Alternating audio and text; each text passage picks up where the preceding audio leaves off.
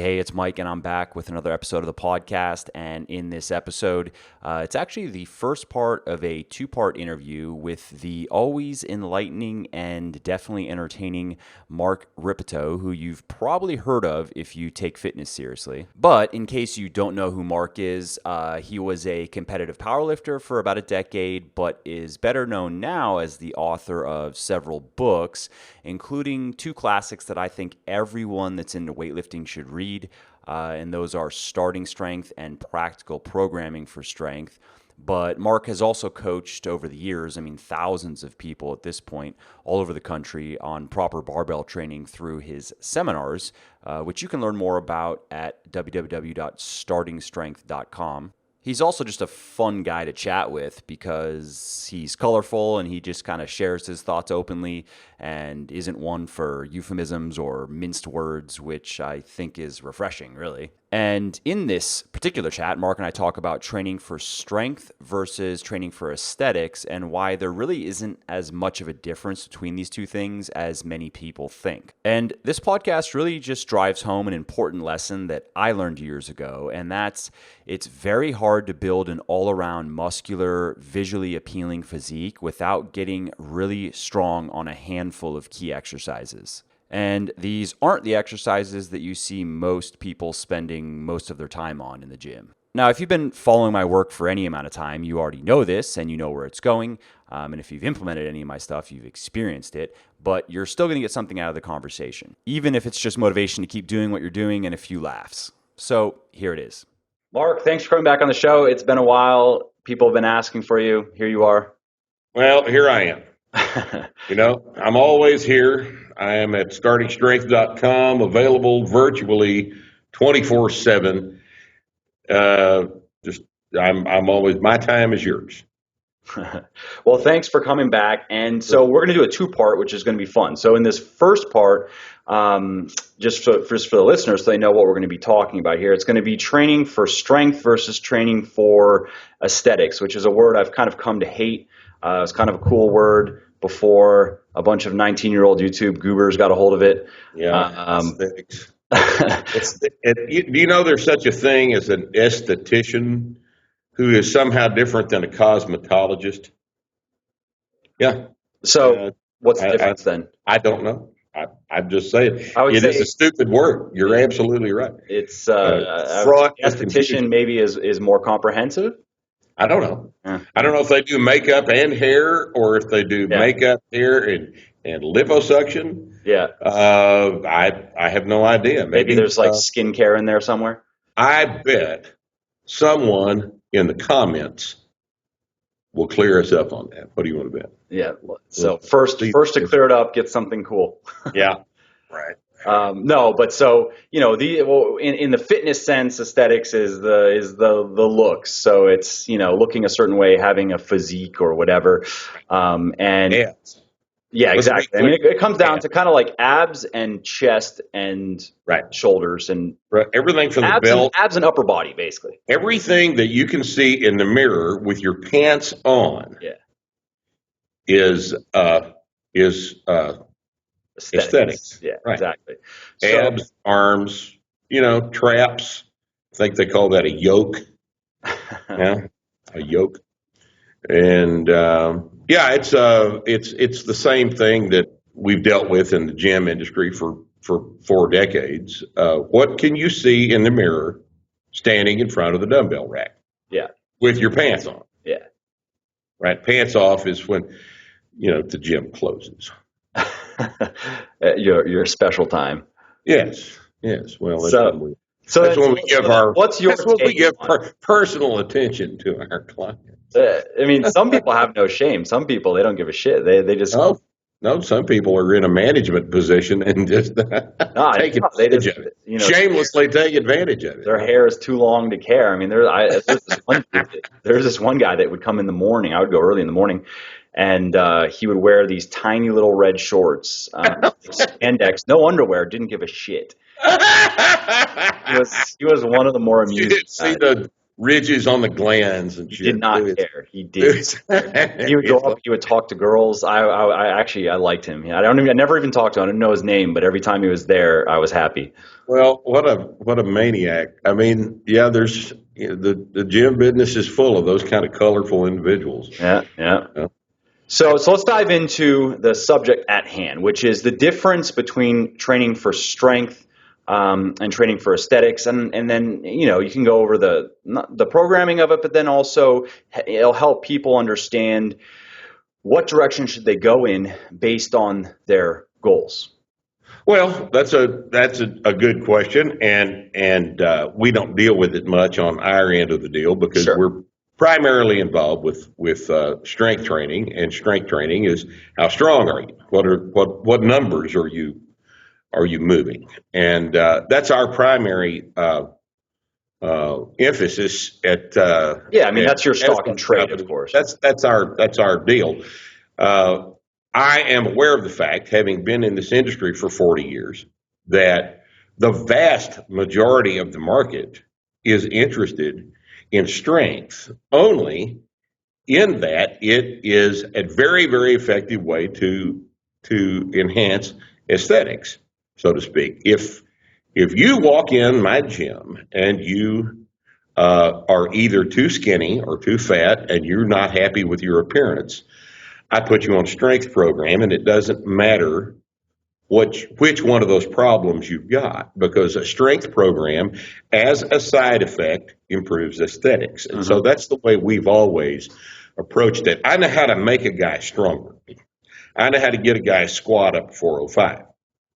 I can get a guy's deadlift up to 500 pounds. I know how to do that. And the process of doing that improves aesthetics every single time, no matter what his problem is. People look better when they are stronger. Definitely. And since the process of becoming stronger is an easily quantifiable process, we know how to program that. We can make that occur. And without exception, every time that happens, a guy is going to look better because of the fact that human aesthetics are primarily controlled by the perception of body contours, which are defined by muscle bellies. Yeah. Your muscles get bigger when you get stronger. Especially your big muscles. I mean, those are the ones that look good. And I would say this isn't just for guys too, it's for girls as well. Well, that's obviously true for girls. But a lot of girls think that, especially with strength training, the heavy weightlifting is just going to make them look bulky. Well, I have a friend who's a plastic surgeon down in Round Rock, Texas. And as a part of his practice, I mean, women come to him specifically to look better. Mm-hmm. He has a little different take on it than we do. His interest is kind of, following along with what we're talking about right now, is primarily aesthetics. So he will have them squat because it is his contention that the squat makes more difference in a woman's aesthetic appeal because it specifically works the hips and the legs and the butt yeah. and to a lesser extent the calves, but the effects of the squat are specifically what his research into the subject has indicated to him are the most important things that you can do. Yeah. Now, and we kind of know that anecdotally. I mean, women are more concerned with their lower body development. Well, because that's the part that the girl can, women can affect the appearance of that by themselves without the surgeon. Right? Now, in contrast, he does not recommend that women do any type of exercise that's going to add muscle mass to the arms, lats, or shoulders. And he and I have gotten in arguments about this, and my position, and I'm sure it is yours too, I appreciate muscular upper body on a female. Yeah. And most people that are involved in physical culture would agree with that. Yeah. But, and I mean, girls start with so little muscle that, it's not going to hurt them. If you say a muscular upper body for a girl, that's a relative statement, Well, yeah, but keep in mind that he is approaching this from the standpoint of a plastic surgeon. He deals with the general population. He doesn't deal with us. Yeah. He doesn't deal with physical culture. He doesn't deal with weightlifters. He deals with women who want to look better for whatever reason they want to look better. And his assessment is that in terms of the general population's perception of pleasing aesthetics, the squat, and basically only the squat, is the thing that makes the most amount of difference in the shortest amount of time. So he recommends that, and in fact, he hands him my book in his office and prescribes, if you will, squats to these ladies that come in for aesthetic manipulation. And you know, you and I can sit here and say, yeah, we like the sweep of a nice muscular forearm on a female, but his research indicates to him that the general population is only looking at the ass. Yeah. And the legs, you know, because then you wear the tight, you know, pants or the jeans or yoga pants or whatever, and sure, that's where you that's going to get more attention than your arms. Yeah, right. Well, no, don't misunderstand. He is saying that muscular arms are a negative, that they are a drawback to the perception of feminine physical beauty to the general population. I am not in a position to comment on that because I know what I like. You know what you like. We're pretty much in agreement on that. But the general population, there's people walking down the street at lunch in Brooklyn with their copy of Cosmo in their purse so they can read it while they're having lunch at a bistro, are not the same kind of they have a different set of standards than we do, and I guess that's fine. I'm not concerned with them. I'm, again, concerned with getting people stronger. I mean, I can speak for, I've worked with and heard from thousands of everyday normal women that just want to be in better shape.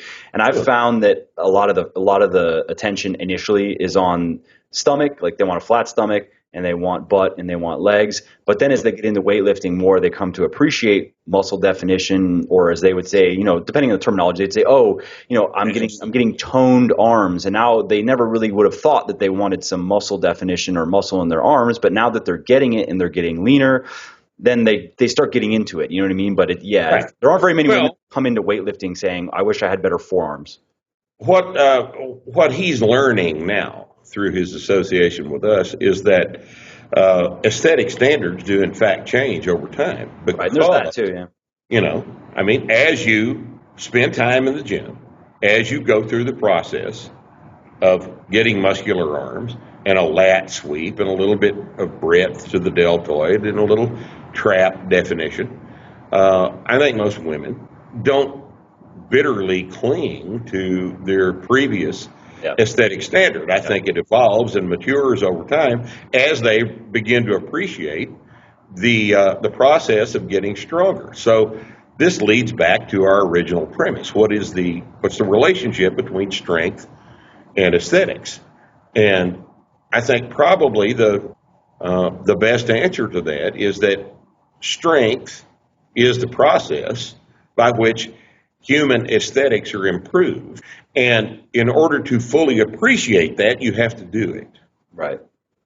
Totally. Right. Now, I would even argue that strength programs are probably more directly relevant to women with how they want to look, because strength programs are generally more lower body centric. Lower body volume is just higher. They're correctly designed. That's true. Yeah, but you know, because you're doing a lot of squatting and pulling, and sure.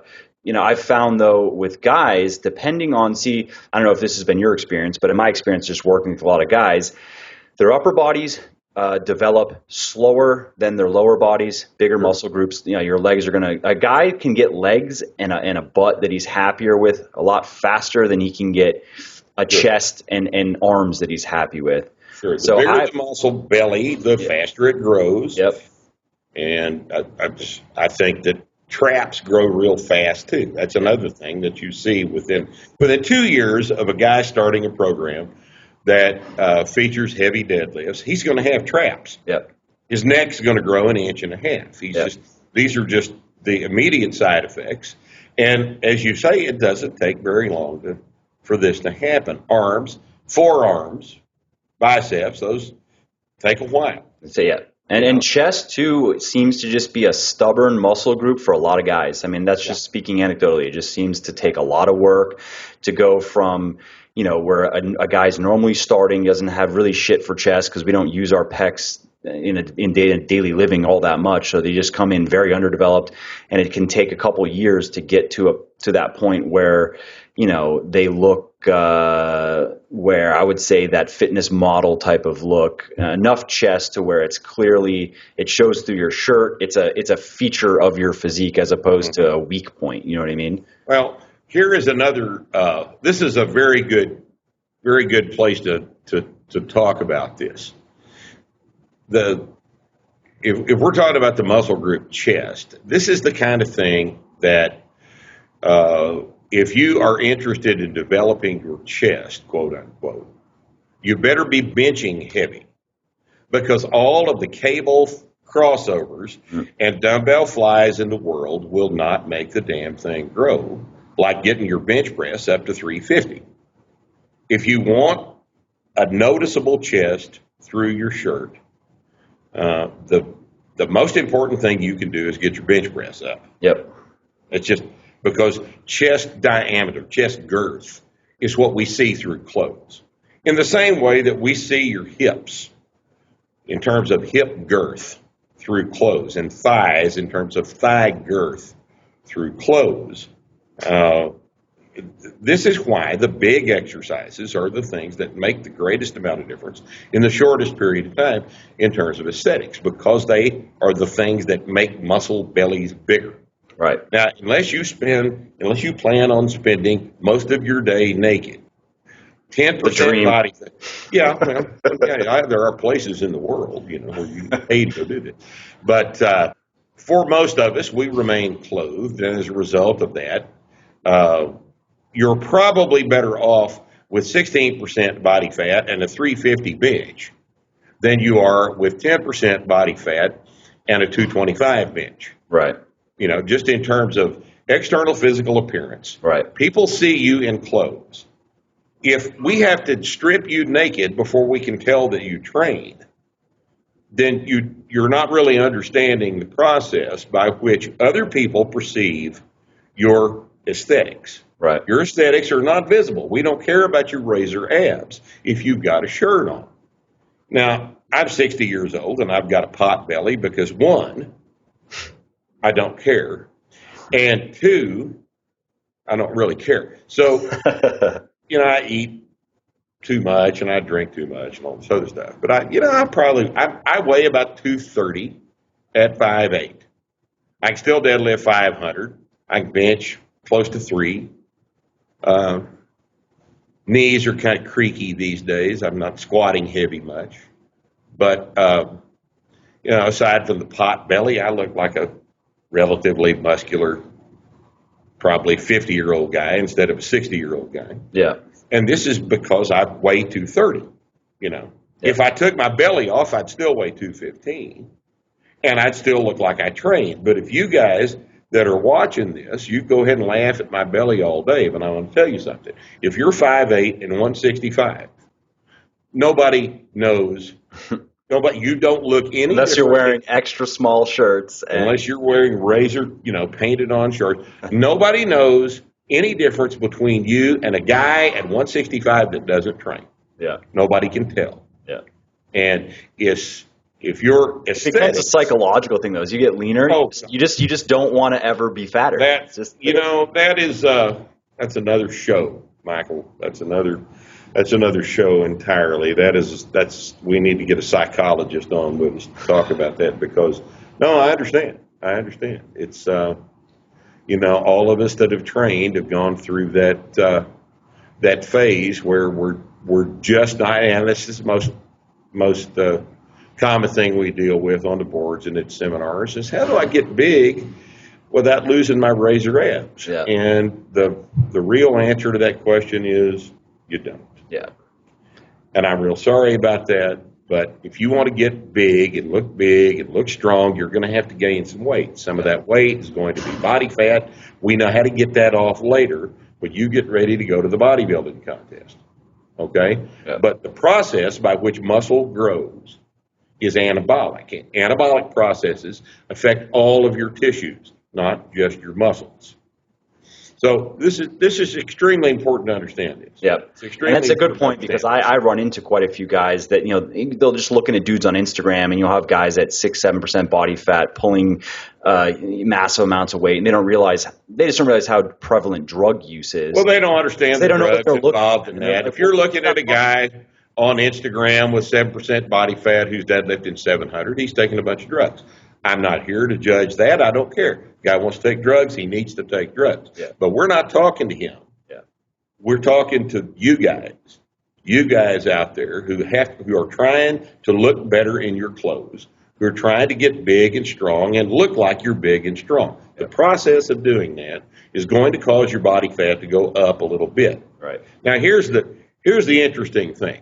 You could take a guy and sit him on the couch and give him 3 bags of Doritos and a gallon of Coca-Cola and have him gain 100 pounds of body fat eating Doritos and drinking Coke.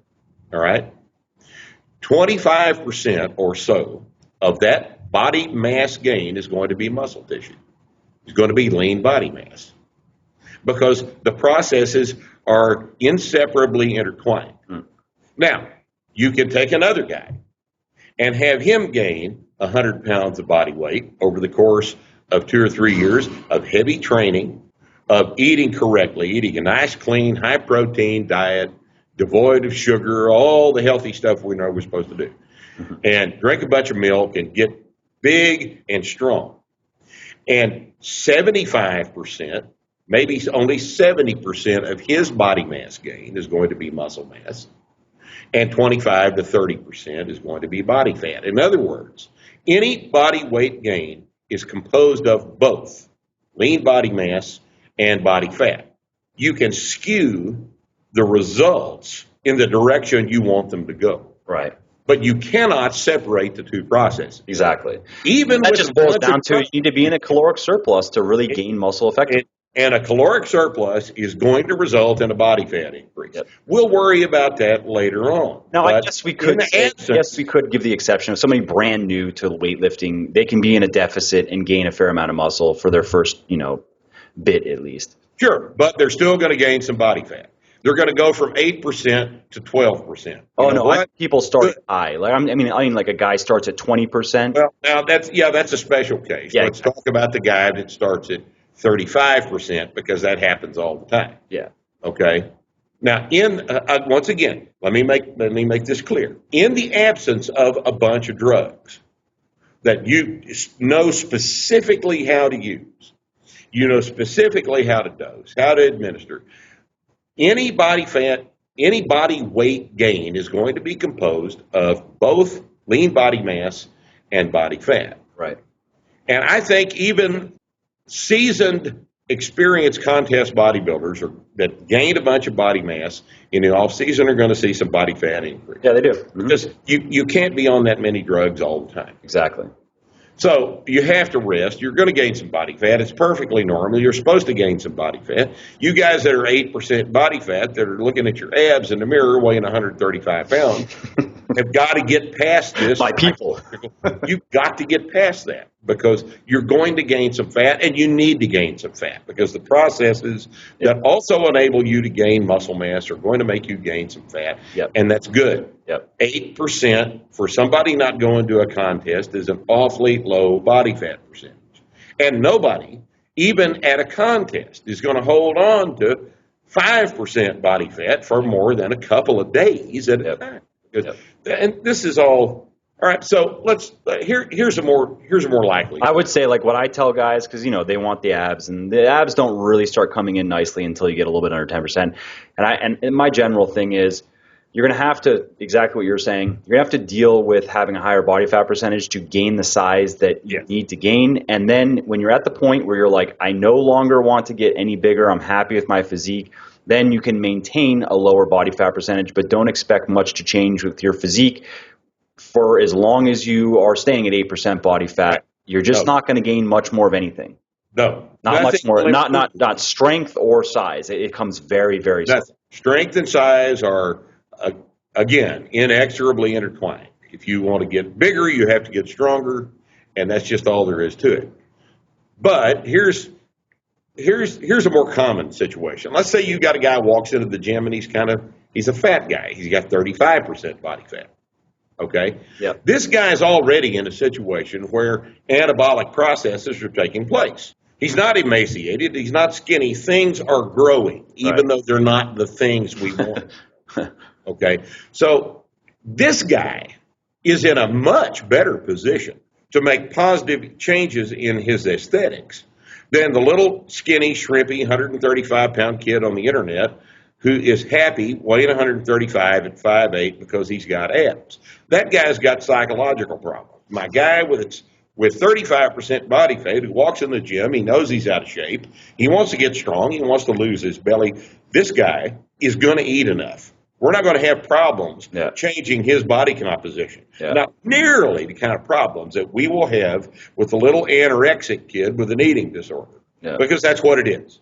He's grown himself an eating disorder. I'd much rather deal with a 35% body fat guy, because all I have to do with him is get him to quit drinking Cokes. If I get him to quit drinking 5 Cokes a day, I can make a gigantic improvement in his body composition and his aesthetics over a 2-month period without really having to do anything. Right. I'd much rather deal with an overweight guy than a little skinny guy who's intensely focused on staying underweight and skinny. That guy's got problems that are outside my bailiwick as a strength coach. Right. Okay. It's real hard to talk those guys into eating enough. It's easier to talk the 35% guy into dropping sugar. Right.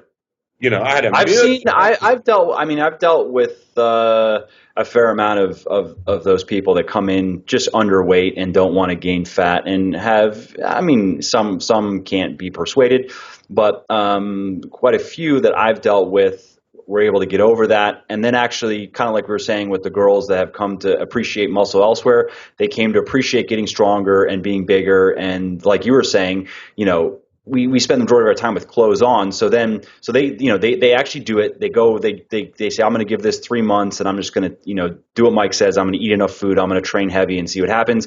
And then people start noticing it though. And people, hey, you've been working out and then they so it becomes self-reinforcing if you do it for a little while. Yeah. If they'll just shut up and listen to rehabilitative. That's all.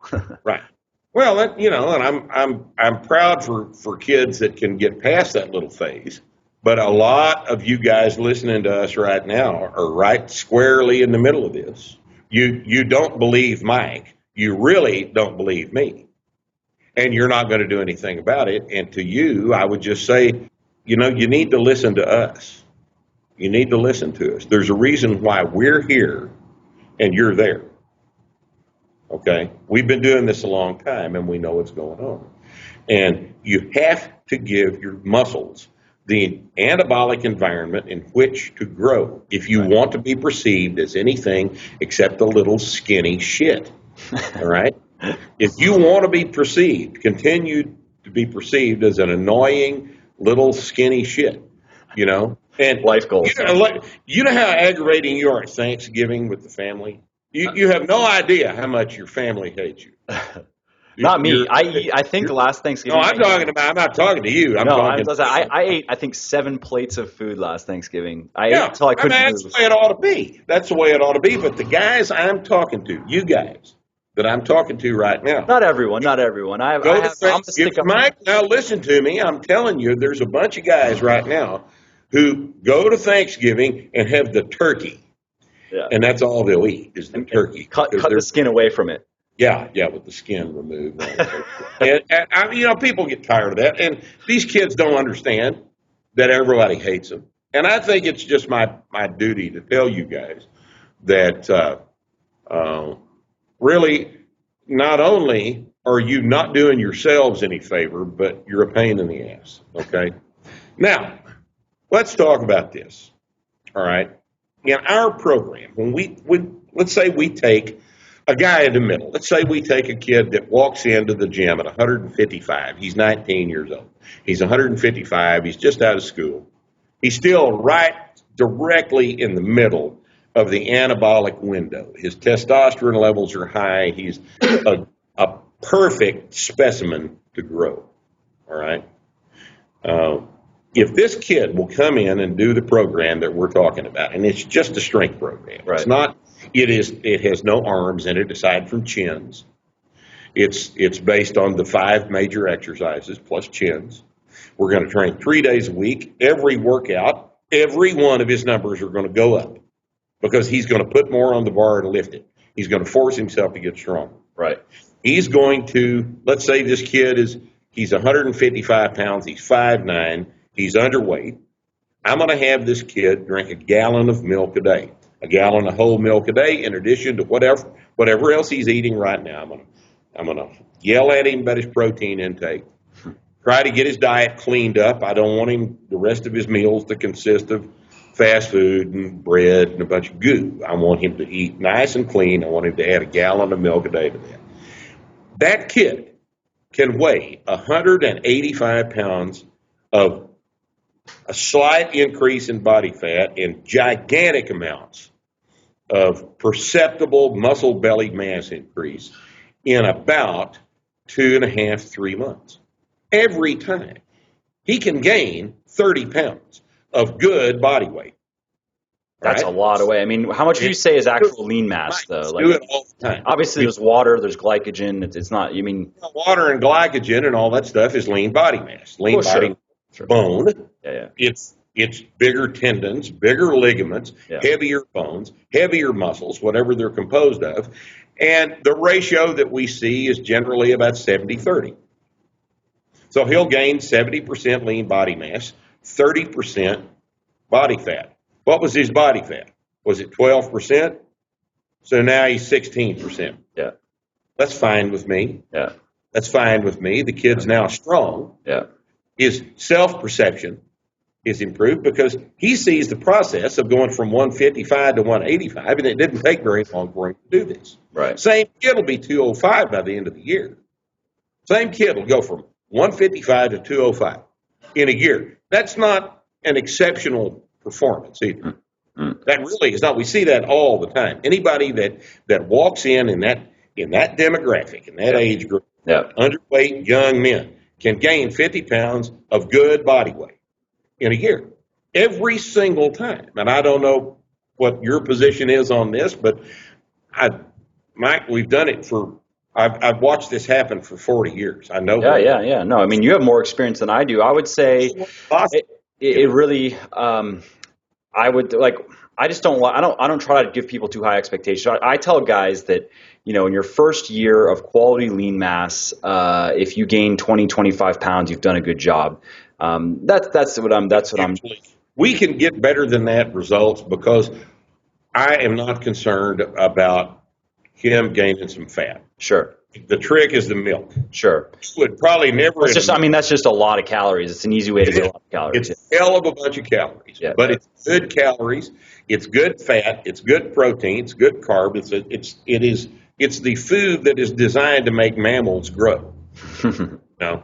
And it works very well. And this is and now all you little skinny snots in the audience are saying, "I have heart disease and what be fun." You're not going to do this the rest of your life. I'm talking about for 6 to 9 months. 6 to 9 months. That initial growth spurt, we kick it off with a big calorie surplus. Right. We teach your body to grow. We give it the stress it has to have to adapt. And then we give it the tools it needs to recovery. We sleep. We eat too much. We focus every workout on handling more weight. Now, how would you modify that for, let's say, someone they're just not in their hormonal prime anymore? Someone then, say. How do I modify it for the guy that's 35% body fat? We do exactly the same thing without the milk. Right. So just less calories. All there is to it. Yeah. But specifically without the milk. Yeah. A guy that's 35% body fat is not having any trouble growing as I mentioned before. His anabolic state is guaranteed. Right. All right. He's a different guy for whatever reason. He doesn't drink the milk. Not everybody drinks a gallon of milk. This is what we get criticized for all the time. If you're Well, I mean, I guess it's just not everybody drinks a gallon of milk a day. Sure. Duh. Sure. Okay. But if you are skinny, if you're 155 at 5'9", you're 19, you're underweight, you know you're underweight, you want to be bigger. The best way to do it is eat more meat than you're eating right now and add a gallon of milk to your diet. You're not going to do it the rest of your life, but it will solve the immediate problem you've got. And as a result of that, your aesthetics will improve. I assure you that we're not interested in your razor abs. We want to see your shoulders, your traps, your hips, your legs, and your forearms. These things are the things that make the initial aesthetic impression on other people looking at you. Right. Your abs are the least of your problems. They're the least of your problems. They're also easy to get. You just lose fat and they're there. Lose fat, but if you weigh 135 pounds, how easy is it to lose fat? Well, I mean, if you gain, there's nothing to lose. But I'm saying that there's nothing to fear from gaining body fats. It's just so easy to lose. Who cares? Yeah, exactly. But my bigger point to address the aesthetics of it is that if you are 135, if you're 5'8", 135, and you lose 5 pounds, what have you accomplished? You're more skinnier than you were before. Oh, but my abs are. Boys, we're not looking at your abs. Yeah. Okay? We're not looking at your abs. You can't go out on the street without your clothes on. You'll get arrested. It'll be even a bigger pain in the ass doing that than you already are at Thanksgiving. Okay? This is you have to understand that bigger is aesthetically pleasing. Bigger is aesthetically pleasing.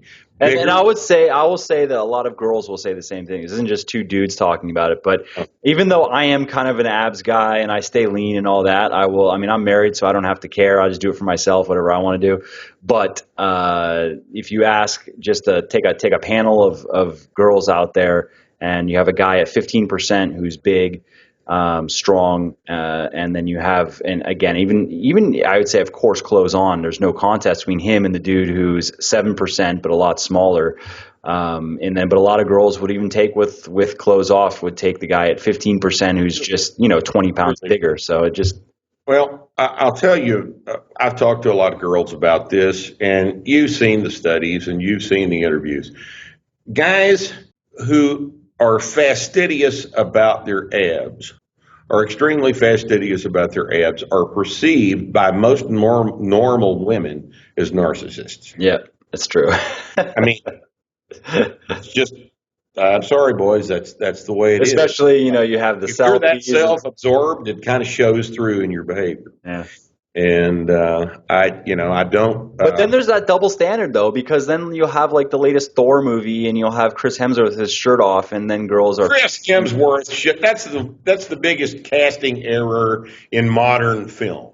Can you think of a better? Now, I don't know. I think the numbers. I'm a great big fan of the Marvel movies, and I think Chris Evans as Captain America was a fabulous casting choice. He's great in that part. But Hemsworth weighs 185 pounds. Thor doesn't weigh 185 pounds. So you wanted to see something like in Game of Thrones, like half Thor Bjornsson or whatever. Well, yeah, they should have found a guy that could carry that role, that was a sufficiently decent actor, and introduced him. And he should have been 6'2", 245. That's Thor. Yeah. Right? It's a marketing play. Hemsworth is. I understand what's going on, but Jesus Christ, as an aficionado of Norse mythology myself, I'm personally offended by it. I'm deeply offended. Deeply offended. You guys are worshiping a skinny guy. Thor's big. Thor's big. He's big and strong, and that hammer was not lie to him because it's magic. The hammers lie to him because he's Thor, because he's big and strong. It's just all there is to it. Oh, that was disappointing. And, it further, just like we're talking about, it further reinforces this stereotype. These kids go to the movie and they see a little skinny guy with abs, and he's held up as a superhero. And that's just unfortunate. I mean, Evans, by your standards, a skinny guy with abs. Yeah, but Captain America is a different character. It's true. Captain America is a different character, and Evans doesn't look as skinny as Hemsworth does. Somehow he makes an impression on me that he's about 15 pounds heavier than. Could just be height or just his muscle bellies and how his body's formed. He just looks good in a uniform. Yeah. And Hemsworth is just a little skinny snot, and he's not Thor. That's the weakest casting of all. And that first Thor movie was I almost didn't see the second one. Yeah. That was better. The second one was better. What a great franchise. Have you seen Civil War already? I saw, actually wasn't able to finish it. I had to leave in the middle of the movie, but I saw half of it.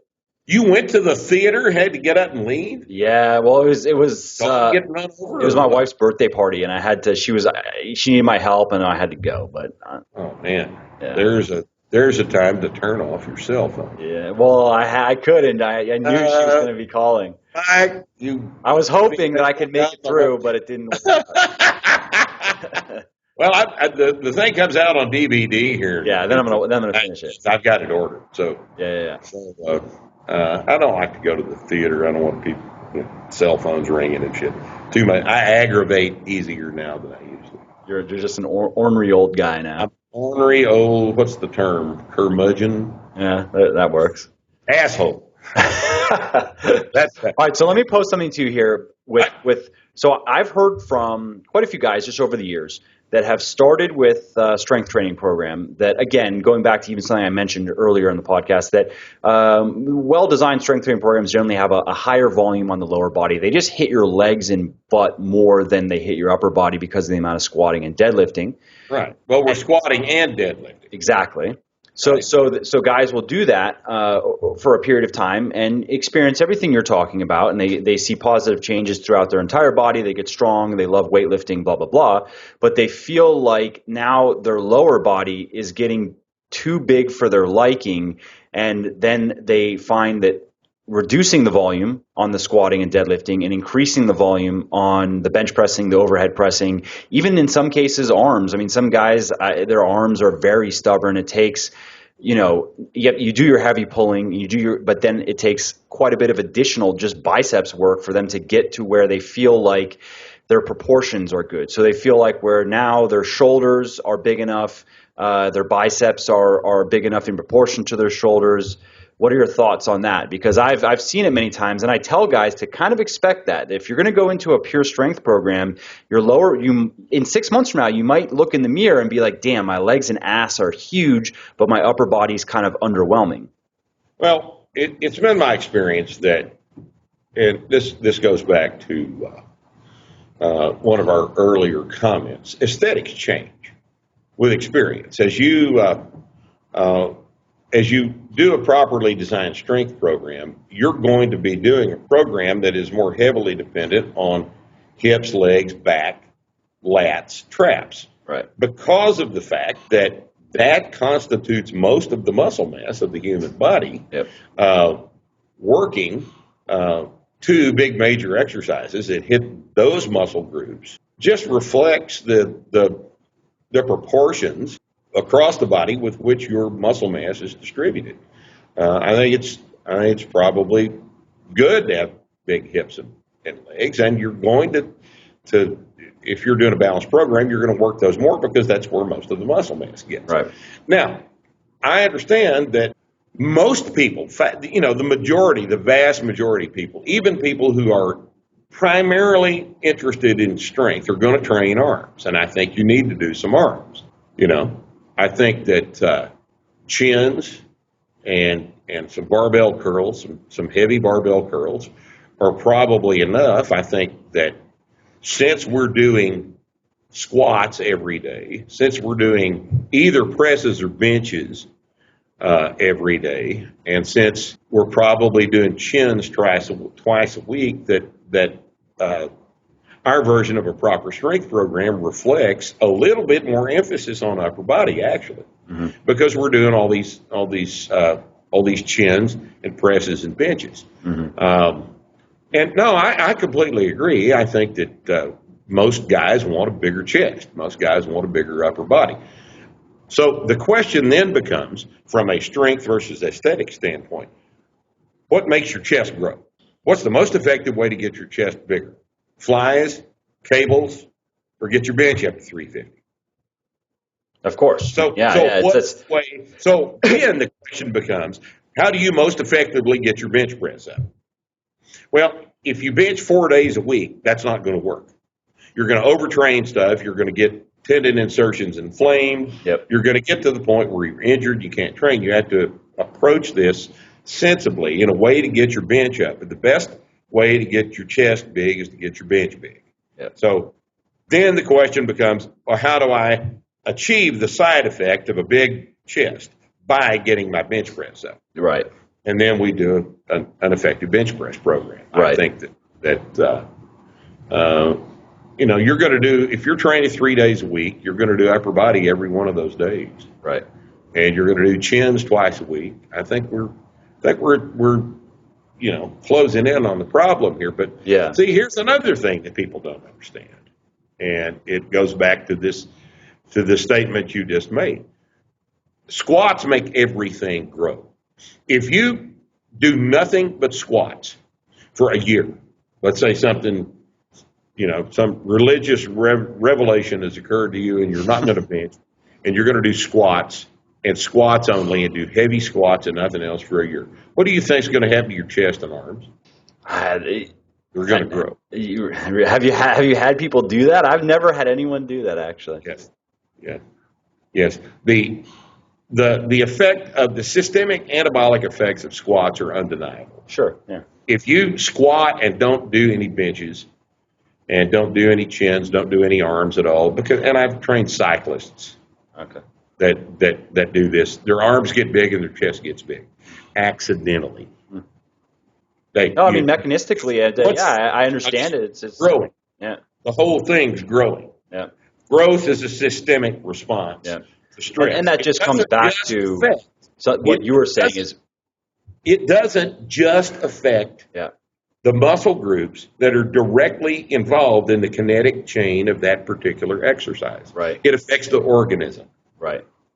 Okay. And I've seen it obviously years ago with my body and then just working with so many people that, like you were saying, you just don't get, if you do a bunch of isolation magazine type, bodybuilding type stuff. Sure, if you're new to weightlifting, you're going to get something out of it, but give it 3 months and then that's about it. Well, that's what the skinny kid, the 135-pound kid. But you go to the gym and that's what you see. That's what he's doing. Yeah, you see the skinny kid doing the curls and then doing the dumbbell pullovers and then doing the tricep push downs and but never have you ever seen him pull or squat because that's too hard. Yeah, the bench press you might see for obvious. He's going to bench, sets of 12. That's the heavy. That's the heavy. That's heavy. Sets of 30. Sets of 30. Heavy day. Yeah, heavy day. I guess it's from what I've seen is that it's just it depends on what people, and this is kind of what I tell guys in the company, it depends what they want to do, because the higher volume on the lower body is going to bring it up faster. Where you put your work in is is where you see your progress and your results. So I guess that's just something that I have always kind of let people know, that I think strength programs are a great place to start for everyone, but just know that in time, depending on how your body responds, don't be surprised if your lower body is you get to a point where you're like, wow, my lower body has outpaced my upper body if you don't make any sort of adjustments for it. Well, that hadn't been my experience, is all I can tell you. But again, I deal with a different demographic than you. Right. And all of my guys are big and strong, and most of them are carrying 18% body fat. They're big and strong. They look big and strong. Their arms are big and strong, chests, shoulders, traps, big and strong. But I'm dealing with guys at heavier body weights than you are. And I would ask you to consider that maybe that's part of the reasoning here. If you, Sure. And also my guys, when they come and they find my stuff, they want to get to a certain look as quickly as possible. Sure, they do. And that's usually an upper body centric. I absolutely agree. I know the demographic. And like I said, we're just dealing with two different groups of people. Right. Those guys that are dissatisfied with their upper body might have seen their upper body grow were they a little bit less tight on their diet on the way up. Right.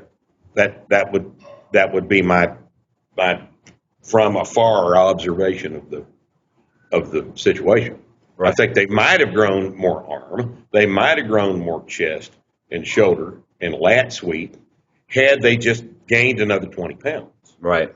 Yeah. And then I think I'd ask you to think about that too. You've probably seen the genetics come into play where we all have our genetic strengths and our genetic weaknesses. Sure. And when it comes to weaknesses, some guys, I mean, if biceps are a genetic weakness, it can take a lot more work for that guy to get to his 16, 17 inch arms or whatever than it will take to the person whose buys all they ever did was pull heavy and they have massive arms. Yeah. Oh God. Yeah. Biceps are they're probably 90% genetic anyway. Yeah. They just are. Deltoid separation, those capstone deltoids, it's genetics. Yeah. Big calves. Or drugs. Well, I mean, I know a lot of guys that take a lot of drugs that don't have capstone delts. True, yeah. You're born with those. Yeah, it's big calves with big, separate, lateral, medial gastroc development. Yeah. That's genetic. Yeah. You are not going to grow calves on a guy that doesn't have any calves. You can do as many calf raises as you want to. You can do as much direct work on those things. They will not grow. They're genetic. Yeah. So I've dealt with that where, I mean, my calves grow. I've been doing a lot of calf stuff and they've grown slowly, but genetically I had no calves. My dad has no calves. Even though I grew up playing ice hockey, doing things you'd think would give me calves. Doesn't matter what you do. Calves are genetic. At the competitive professional bodybuilder level, that activity is controlled essentially 100% by genetics. In other words, a person without the genetics can do anything. They can train any way they want to train. They can take as many drugs as they can possibly afford. Mortgage the house. Take as much drug as you want to. But you will not place in the top 10 at the Olympia without not just good genetics, but without without freak genetics. Yeah. You will not place, and you will not place at a state meet at this point in time with anything less than freak genetics. And would you say that applies to strength? It's so difficult. No, it doesn't apply to strength. Okay. That's what's cool about strength. Okay. Anybody can get strong. Yeah. Anybody can pretty much get real strong. Yeah. But in terms of the aesthetic appearance of the muscle bellies, this you're either born with it or you're not. Yeah. And this is what is so hard for kids to understand. Yeah. We all grew up looking at the bodybuilding magazines, and we all were fed this weeder bullshit about if you do this program on page 17, then you will look like Robbie Robertson. Yeah. No, you won't. You're not going to look like Frank Zane. You're not going to look like Arnold. Only Arnold and Frank look like Arnold and Frank. Now these days it's a lot of these YouTube guys that they have great physiques, but they have had great physiques since they were 13. So yes, they have. That's the point. But teaching that to these kids that are watching this podcast right now is very, very difficult because they want to believe that they can do it too. And I don't I don't want to discourage anybody from training. I don't want to discourage, but what you have to understand is that if aesthetics are your only yardstick, the only way you have of judging your success, you're not going to be as happy with yourself as if you shift the motivation over to strength. Because any intact male can get their deadlift up to 500 pounds. Right. Anybody can. And that's a good deadlift. Yeah. And anybody, you can do it. You can do it. You little skinny shit watching this can get your deadlift up to 500 if you'll just do what it takes. What you can't do is be on the Olympia stage. Okay? That's not a realistic goal. Yeah. It's entirely controlled by things that are not within your purview. Okay? But you can control how strong you are. And my advice to you is to get this thing out of your head and get strength into your head, because strength goes up. Strength can be trained. Yeah. You can make your deadlift go up for the next 20 years because it's entirely within your ability to control this. If you do the work, if you eat, if you rest. And you I will would get- say that anyone can get a body that they're happy with. I mean, anyone can get a better body than they've got right now. Yeah. And by Anybody training everything and building everything and getting nice proportions and getting to how you want to get, you're going to look good. Are you going to look as good as Frank Zane? No. Am I ever look good as Frank Zane? No. It doesn't matter how many drugs. If I were willing to do that, and it doesn't matter. I would never approach that. So it's genetic. It's Frank. Frank has Frank's genetics, and nobody else did. Chris Dickerson was another amazing, balanced physique. Didn't know how to train. Had no idea what to train, but he was just, he was Chris Dickerson. He looked great. Yeah. He looked great. And most of those guys at that level, especially 20 years ago, would not have, 20, 30 years ago, did not do what we would call effective strength-based training. Yeah. Because they didn't have to back then. Now, these great big giant guys in the wake of Dory and Yates, all those guys are strong. Yeah. But that's a different physique than what was winning back in the 80s. Very different, yeah. It's a whole different physique. Yeah. All of those great, big, strong, giant guys that look big and strong and giant are strong. Yeah. Because they're doing some version of strength training. Yeah. Okay. But although, I mean, you had Arnold, you had what? Well, Arnold, Franco. I mean, they were strong. Yeah, they were pretty strong. Look at Arnold's forearms. Next time you see in most of the places you see Arnold posed, his forearms aren't that strong a body part for him. He had amazing calves. He was just a wonderful balanced physique. But Arnold was not a strength based. Later in his career. Yeah. Now, I mean, he started with powerlifting. He started with squats and deadlifts, and I guess he did the Olympic lifts too, because everybody did them back then. But all these guys that are carrying 300 pounds of muscle mass at 6% body fat, those guys are strong. There's no doubt about it. They're strong. And learn a lesson from that, okay? Big and strong is training. Big and strong is training. 6% body fat is diet. Yeah. And I'm afraid that the vast majority of you guys watching us right now are only doing the diet part, okay? So that's my advice. I'll stick up for. There's a good portion of a crowd that's right on board with this.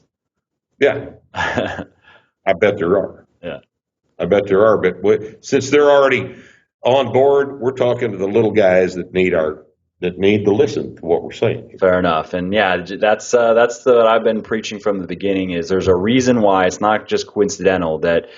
More often than not, the strongest guys in the gym are also the biggest. There's a reason for that. So if you want to get bigger, you have to get stronger. And just commenting for girls, what a lot of girls, the idea that they're going to get bulky comes from the fact of if body fat levels are too high and you just add muscle, you just look bigger. I mean, that's what happens. So, girls tend to, at least a lot of girls that come to me, care more about that, and they're afraid of that. And then they realize once they do it that gaining muscle isn't the problem. They just need to be in the right body fat percentage range for the look that they want. It really depends on them.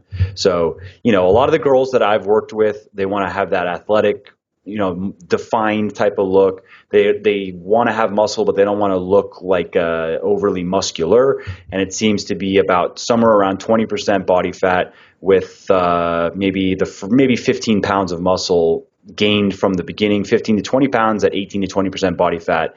And then that is a sweet spot for a lot of the girls that I've 18, 20% body fat is a good athletic body fat percentage for women. Yeah.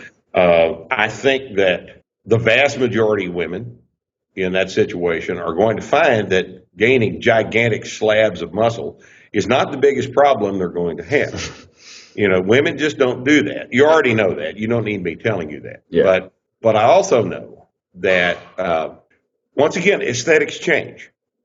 As women begin to train, their idea of what is excessive muscle Right.